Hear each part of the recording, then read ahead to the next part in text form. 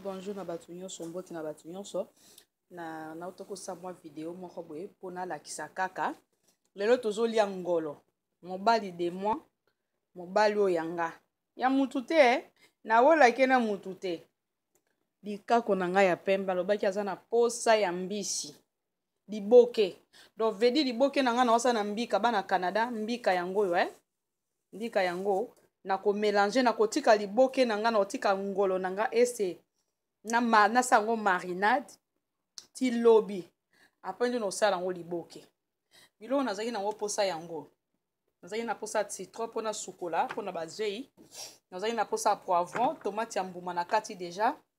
tomate oyo comment litungulu nazaki na posa ya huile végétale papier aluminium et puis moi huile oyo huile d'olive na makasa ya makemba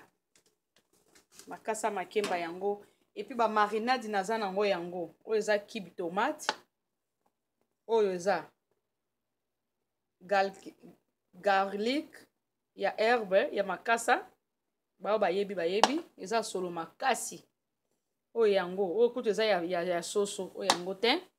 eza ka ba ingrédient ka ya muke herbe de la Frontenac ya province disons mususu yango donc naza nango tellement ebele sikoyo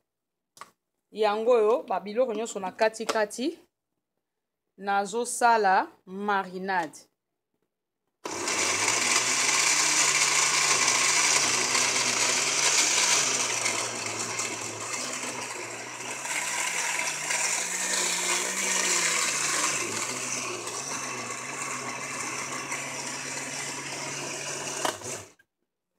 voilà na otiango bongo et puis na ko mariner kaka mbisi na ngai na osala kaka marinade na otika ngo ti lobi efanda na kati alors bomona kaka mwa recette na moto osimbela nga caméra te fula ngenge de moi azate na osala kaka marinade na otia mwa lutu moko ya huile na tie huile végétale okutu eza nango ya siko te papier aluminium eza mpona lobi mais na olakisa bino ndenge nini asalaka yaya mwasi olio kotaka na ba Facebook na YouTube na nga obanda kofinga sexe ya ba mama tala ndenge nga nasalaka voilà baya mwasi sikoyo na osukwa ngolo na nga nasukolaki déjà nasukola ngolo na nga so nasukoli na vinaigre te nasukola yango na citron nasukola yango na citron po bazei wana omoni ke zei eza te oza penza mombongo ya ngolo nalongoli biloko nyonso ya se